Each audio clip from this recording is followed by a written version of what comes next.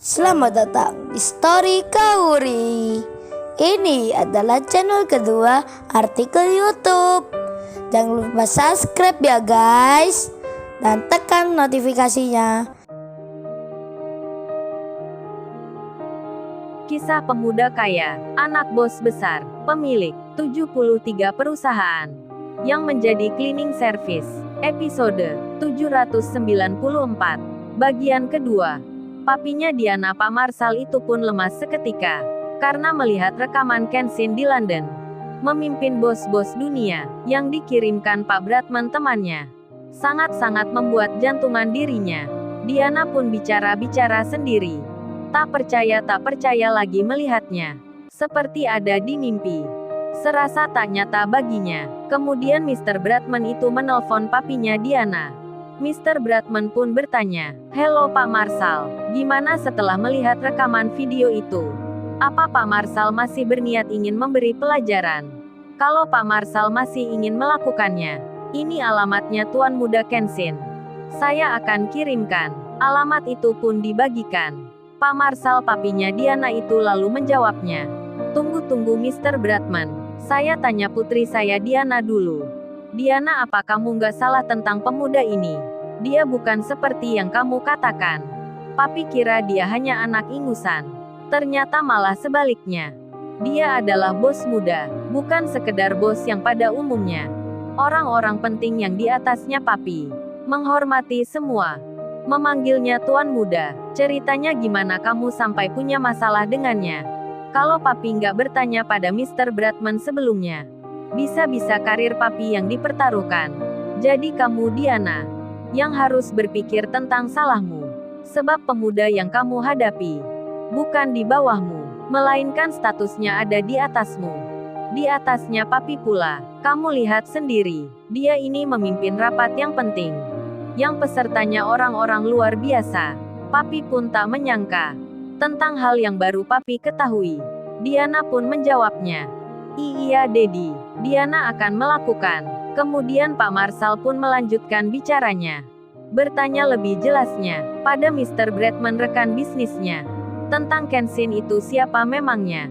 Diana dan maminya masih mendengarnya. Mr. Bradman pun berkata, "Yang pertama, Tuan Muda Kenshin itu bukan tak dikenal, melainkan tak ingin dikenal sebagai orang kaya. Kerjanya cleaning service sampai saat ini. Memimpin rapat-rapat menggantikan ayahnya. Hanya sebagai sampingan. Dan tak mungkin Tuan Muda Kenshin namanya ingin dikenal sebagai orang kaya, seperti Pak Marshall dan putrinya, yang dicatatkan di majalah Forbes itu. Kecuali ayahnya Tuan Muda Kenshin, yang masuk kategori 3 besar orang paling kaya di dunia. Namanya adalah Pak Bill Gates. Pasti Pak Marshall mengenalnya. Dan Tuan Muda Kenshin itu anak laki-laki satu-satunya. Punya adik perempuan yang selama ini dirahasiakan. Baru dibuka beberapa tahun belakangan. Jadi wajar kalau Pak Marshall belum mengetahuinya. Tapi bagi kami yang di luar negeri, Tuan Muda Kenshin sangat familiar sekali. Khususnya bagi pemimpin-pemimpin perusahaan. Banyak yang sudah mengetahuinya."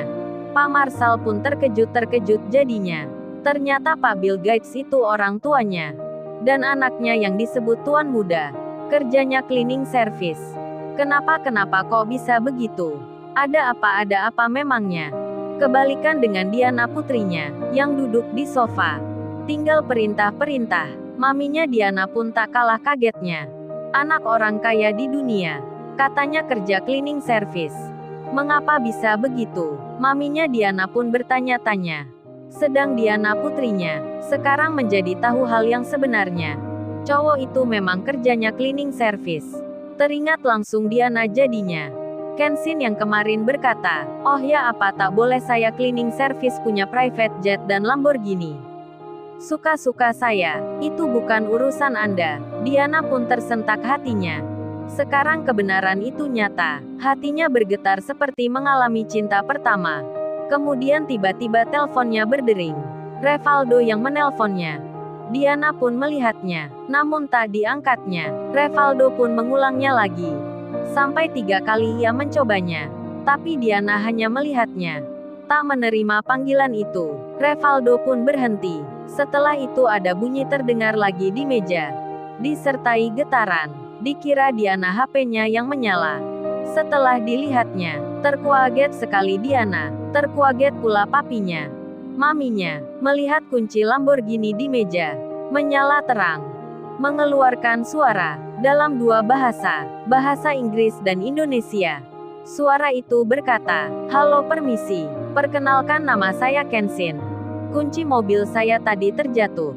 Terdeteksi berada di titik lokasi ini. Apa bisa saya mengambilnya? Nanti saya akan beri hadiah." Duar. Kaget-kaget setengah mati Diana. Hampir-hampir pingsan dirinya. Mendengar suaranya Kenshin, bicara lewat kunci mobilnya yang di sini. Rupanya, kunci mobil Lamborghini-nya Kenshin. Bukan sekedar kunci biasa. Tapi sudah sangat canggih sekali. Tersambung dengan citra satelit. Hanya satu-satunya di negara ini. Limited Lamborghini Edition Kenshin. Diana pun gelagapan. Salah tingkah dirinya. Sampai-sampai berkata, Dedi, Mami, gimana ini? Dia akan ke sini. Diana harus gimana ini? Apa yang Diana harus lakukan? Papi dan maminya pun bingung sekali.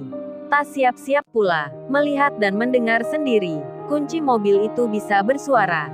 Seorang pemuda yang baru dibicarakan, yang bernama Kenshin, sedang bertanya belum dijawabnya. Kemudian Pak Marsal papinya Diana pun membalasnya. Iya, ini kunci mobilnya ada di rumah saya. Alamatnya ada di sini. Silahkan Anda ambil, tak mengapa. Saya tunggu Anda di rumah. Diana pun mendengar papinya mengizinkan Kenshin ke rumahnya. Bingung sekali Diana, cowok itu akan ke tempatnya. Kenshin pun mengiyakan, tapi Kenshin ada keperluan lain. Hingga diteleponlah Iwan. Hello Wan, lu sekarang ada di mana? Iwan pun menjawabnya, oh ini bro, aku lagi bersama Paijo. Saat ini lagi di jalan. Akan mengantar undangan nikahnya Paijo. Kenshin pun bilang, kalau gitu lu bersama Paijo. Mampir ke alamat rumah ini Wan. Kunci mobilku tadi terjatuh, dan sekarang ditemukan orang itu. Lu ambil ke sana Wan bersama Paijo. Nanti hadiah untuk orangnya aku kirim lewat kurir. Gimana Wan, apa lu bisa? Iwan pun melihat alamat rumah yang dikirimkan Kenshin. Langsung saja Iwan menjawabnya, oke bro, aku bisa bro. Setelah ini bersama Paijo aku langsung ke rumahnya. Sedang papi dan maminya Diana pun seketika itu juga. Mereka sibuk menyiapkan makanan yang sangat-sangat spesial untuk menyambut kedatangan seorang pemuda yang bernama Kenshin. Diana pun memakai make up-nya. Buru-buru masuk kamarnya. Wah, ada apa ini? Padahal bukan Kenshin yang datang ke rumahnya, melainkan. Lalu, bagaimana kisah selanjutnya? Subscribe channel ini untuk episode berikutnya. Terima kasih. Jangan lupa subscribe ya guys, dan tekan notifikasinya. Jangan lupa ya guys.